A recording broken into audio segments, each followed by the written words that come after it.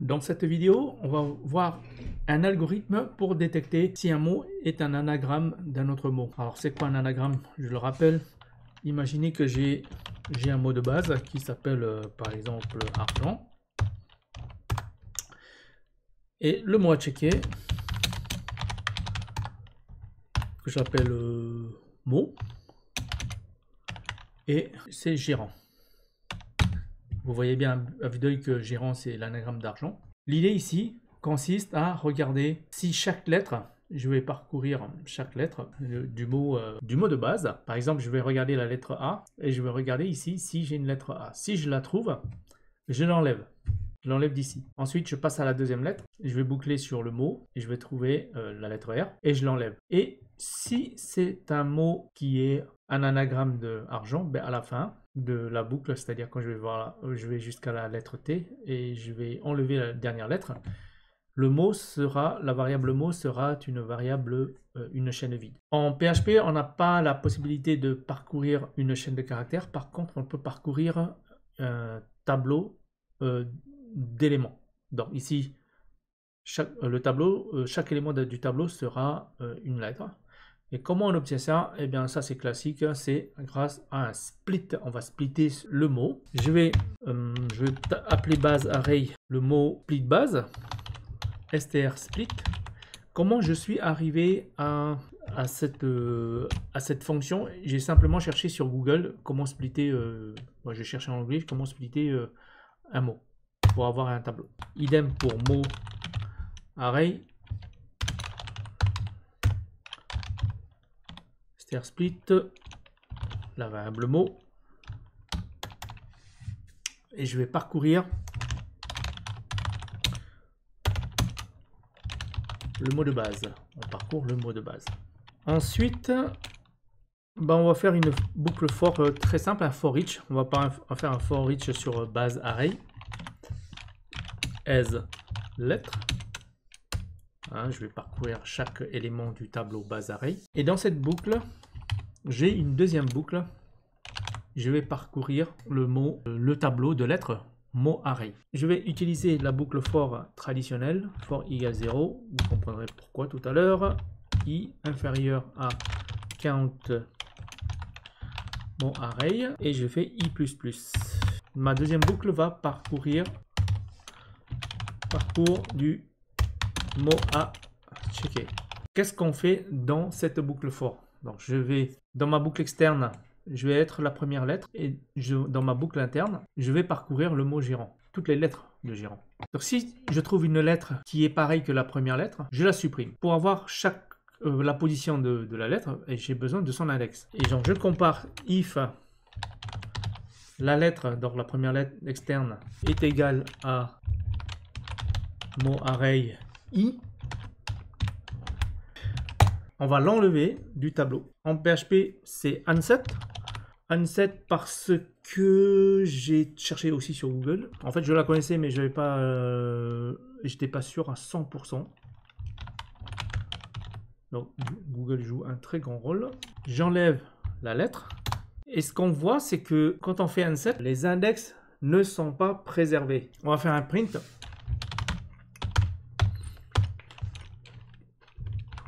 Vous allez voir qu'il y aura un petit problème. Je vais utiliser Live Run. Enfin, c'est un plugin qui permet d'exécuter du code PHP.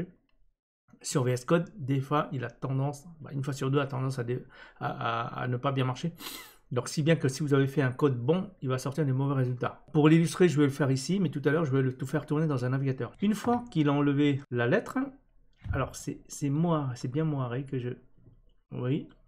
Regardez, les index, ils ne sont pas dans l'ordre. J'ai besoin de les réinitialiser 0, 1, 2, 3. Et pour ce faire, je vais utiliser la fonction ArrayValues. Mon array, je vais remplacer par ArrayValues qui va me réinitialiser les index. Et on va voir ça. Alors, j'efface et je recommence. Vous voyez, là, ils ont tendance à être toujours très bien ordonnés. Ils ont été recalculés. Pour éviter d'enlever deux fois une lettre, si j'avais deux A ici, si j'avais deux A ici et deux A ici, en fait, dès le premier A, il va m'enlever tous les 2A de gérant. Pour éviter ça, donc dès que j'aurai trouvé une lettre que j'ai enlevée, je vais sortir de ma boucle en faisant un break. Tout simplement. Lorsqu'on fait un break dans une boucle for, elle n'a pas le temps de se terminer, même si elle devait se faire 5 fois. Ben, si je fais un break à la deuxième fois, il s'arrête et on revient dans la boucle externe. Pour vérifier que tout va bien, je vais faire un echo, par exemple, de count de mot array. Et normalement, donc je vais l'appeler taille finale du tableau. Normalement, il va valoir 0. Alors, c'est pas 40 ici, c'est là que je vais.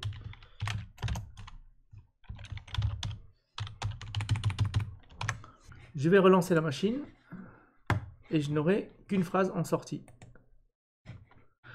Taille finale du tableau, 0. J'en profite pour corriger une faute d'orthographe. Super, maintenant, si j'ai un mot qui n'est pas un anagramme, bon, je vais ajouter une lettre. J'exécute taille finale du tableau 1. Et si j'ai moins de lettres, eh ben, ça va pas marcher. Parce que la taille finale sera 0.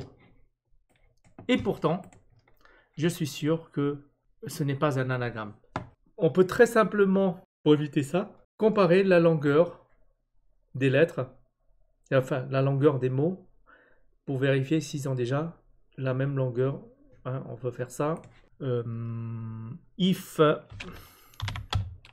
count base est différent de... Oups, je n'ai pas placé au bon endroit. De count mot. Ah. Alors c'est strlen. C'est pas count parce que en fait j'ai pas mal fait de JavaScript en ce moment et de Python. Donc ça s'en mêle un peu les pinceaux. Strlen, alors peut-être qu'il n'y a pas d'underscore. Et là je vais faire un die. Les mots. Je vais mettre des guillemets parce que les mots n'ont pas la même longueur. Alors je veux dire ce ne sont pas, je vais dire mots n'est pas un anagramme de base. Le fait de faire die, ça va faire terminer le programme. Gérant n'est pas un anagramme de argent. Ok.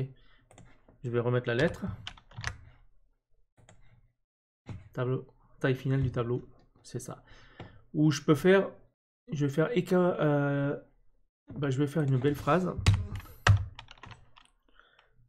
Mot est un anagramme de mots.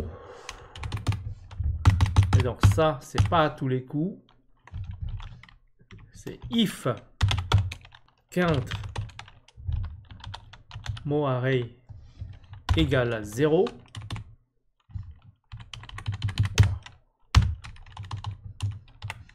J'ai pas l'habitude de faire ce genre de if parce que je mets toujours des accolades. Je vous recommande de faire la même chose. Il y en a qui sont fans, mais moi non. Else, et je refais la même phrase, hein, à ceci près. N'est pas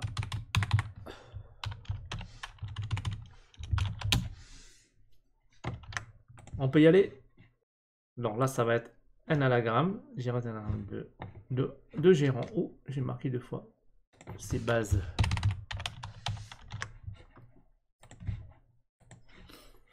Gérant est un anagramme de gérant. Oh. Alors là, c'est là le bug. J'ai changé et il met toujours le message précédent. Alors maintenant, je vais aller dans le navigateur. Alors j'ai toujours gérant base. Pourquoi base? Base. Ah, base c'est argent. Ok. Dans l'anagramme, je veux recharger. Oh, c'est bizarre. Ah, ok, c'est ici. J'ai fait là.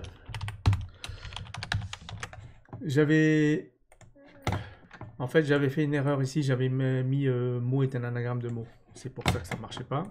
Je vais aller maintenant dans navigateur.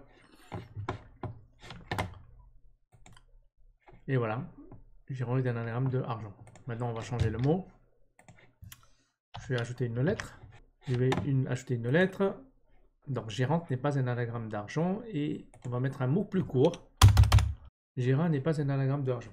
Ça, c'était la méthode intuitive où on utilise des boucles. C'est un peu scolaire. Maintenant, je vais vous montrer un moyen plus rapide de savoir si ce sont des anagrammes. Dans cette deuxième version, quel est le principe? Je vais réarranger les lettres de chaque mot. Je vais ordonner les lettres par ordre alphabétique en commençant bien sûr par les lettres A, ensuite la lettre E, parce que dans l'ordre alphabétique, c'est ça. Et je vais faire la même chose pour mots. Et si ce sont des anagrammes, non seulement ils auront la même longueur, mais ça on n'a pas besoin. On va simplement tester l'égalité entre le mot base et entre base et mot. Je vais réarranger en passant par l'intermédiaire d'un tableau. Je vais commencer donc par faire un split, comme tout à l'heure. Base array égale base, c'est string split, str split base. Ok. Mot.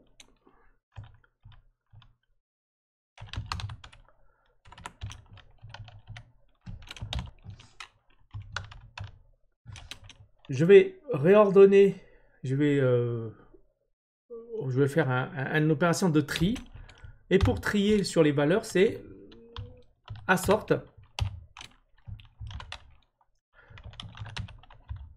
de base array.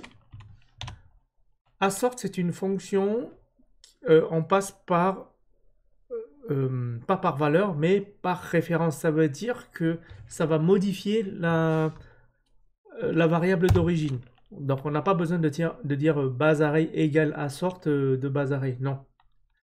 Là, sa valeur de retour est un booléen. Donc c'est pas le bon usage si vous remplacez base array par assort à base array.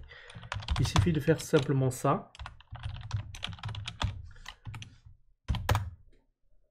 Ensuite, ce que je vais faire, c'est j'ai trié. Je peux faire un print R.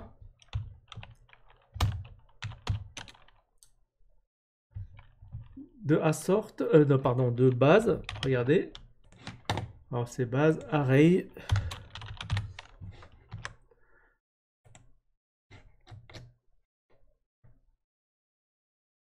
Regardez, j'ai classé par ordre alphabétique. Que ce soit base ou mot, j'ai la même chose. Est-ce qu'on va comparer les deux tableaux? Eh bien, je dirais que c'est pas la peine. C'est un peu compliqué de comparer deux tableaux.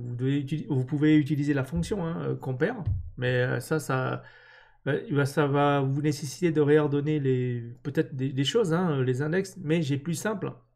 Je vais recombiner pour avoir un string. Et je le mets dans la if base array A. Je vais écraser join base array égale, double égal ça suffit, join. Je crois que je dois faire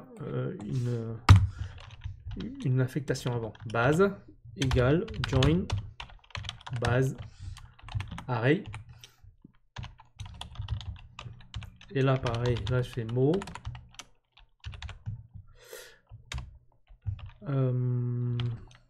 Mot array. Donc je recombine en chaîne de caractères. Et if base est égal à mot,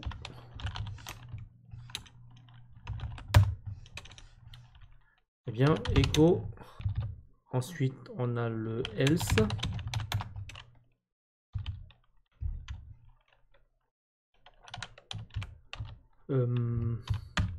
N'est pas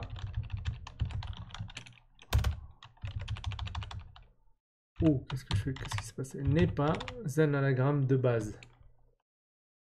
Ok. On va aller dans le navigateur.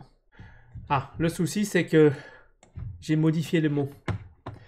Je vais revenir dans le code. Je vais dire que... Je vais mettre base 1. Et là, mot 1. Base 1. Mot 1. Ça sauve les apparences. Je vais aller dans le navigateur. Alors, gérant est un anagramme de argent. Je vais juste enlever une lettre. Gérant n'est pas un anagramme de argent. Et si je mets une lettre de plus, gérant n'est pas un anagramme d'argent. Alors, j'ai fait une petite faute. N'est pas... J'ai oublié le pas. Vous voyez qu'ici, dans les 3 cas de figure, donc égalité, bah, il n'y a pas de souci. Si j'ai une lettre de moins, j'ai pas besoin de comparer en amont la longueur des mots. Et si j'ai une lettre en plus, ben, ça marche aussi. Et c'est beaucoup plus simple en fait. On n'a pas ce cas de figure. Ça, j'ai pas eu à écrire ce code. J'ai pas eu à faire de boucle. Je n'ai que en commun le dénouement et les 4 premières lignes, ça qui permet de splitter. Ah non, j'ai 2 lignes aussi. En fait, j'ai 4 lignes finalement. Mais assez simple, hein, intuitif. J'ai pas les affres de boucles imbriquées où c'est difficile à raisonner. Ça, c'est bien quand vous voulez apprendre à coder. Mais en réalité, on va contourner ces problèmes avec des codes de ce style-là qui sont plus faciles à maintenir. Donc, c'est la différence entre le scolaire, ici, et le code d'entreprise, en fait, hein, qui est là. Peut-être qu'il y a des cas borderline à checker. Hein. Ici, j'ai pas d'accent, je suis dans des lettres sans accent, j'ai pas de majuscules, minuscules, mais ça, c'est des petits problèmes. Hein. On transforme tout en minuscules, on enlève les accents pour se retrouver avec des choses faciles à comparer. Tout donc dépend de votre définition de anagramme. Voilà, j'espère avoir illustré dans cette vidéo deux types de codes. Le code lorsque vous apprenez et le code lorsque vous exercez votre métier.